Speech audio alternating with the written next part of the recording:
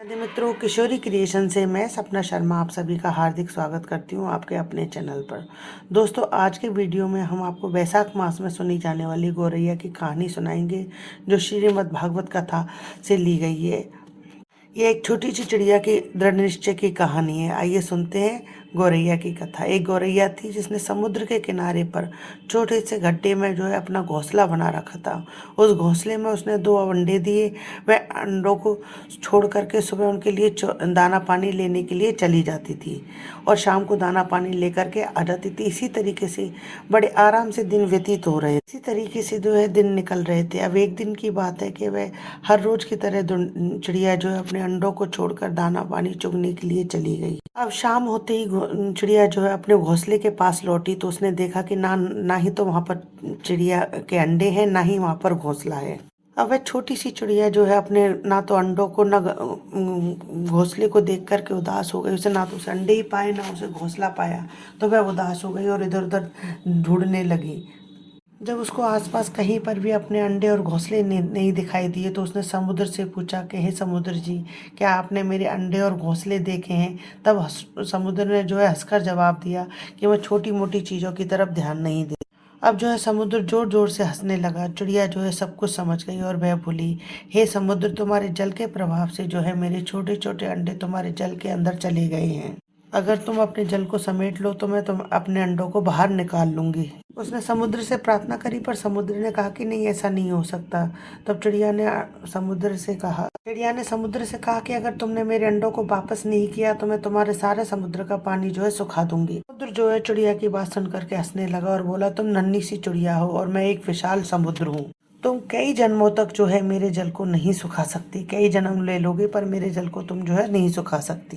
समुद्र ने कहा कि हे छोटी सी चिड़िया, तुम जो है अपना हठ छोड़ दो। और इतना कहकर समुद्र जोर जोर से हंसने लगा। अब चिड़िया ने जो है समुद्र को सुखाने का दृढ़ निश्चय कर लिया। वह छोटी सी नन्ही सी चिड़िया समुद्र में जाती और अपनी छोटी सी चोंच में जो पानी भरती और दूर समुद्र से दूर जाकर के उस पानी को गिराती। अब ऐसा लगातार जो है 4-5 दिन तक चलता रहा।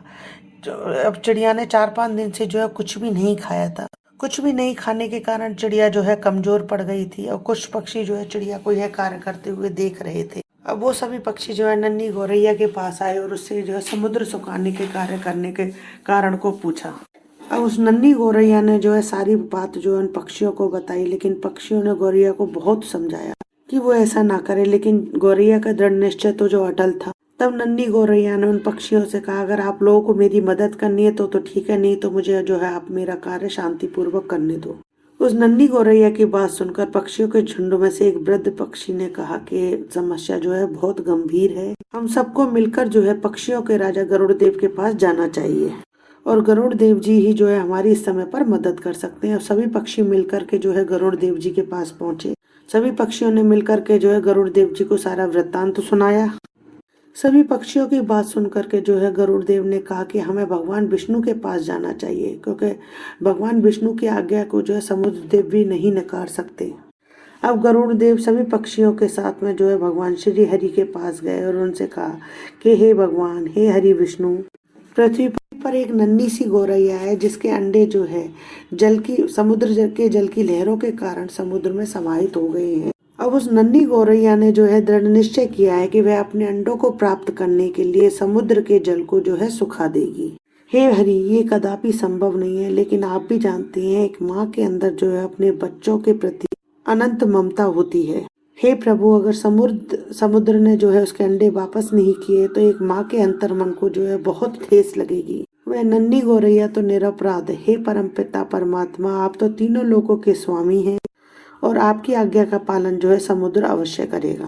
जब भगवान विष्णु ने गरुड़ देव के द्वारा बताई गई सारी बात जब सुनी तो वह नन्ही गौरैया के दृढ़ निश्चय से जो है बहुत प्रसन्न हुए और श्री हरि विष्णु स्वयं समुद्र के पास जाकर उन्होंने समुद्र को आदेश दिया, हे समुद्र, तुम्हारे जल में जो है एक निरपराध नन्ही गौरैया के बच्चों के अंडे समाहित हैं, जिसके कारण जो है एक माँ को बहुत ठेस पहुंची है।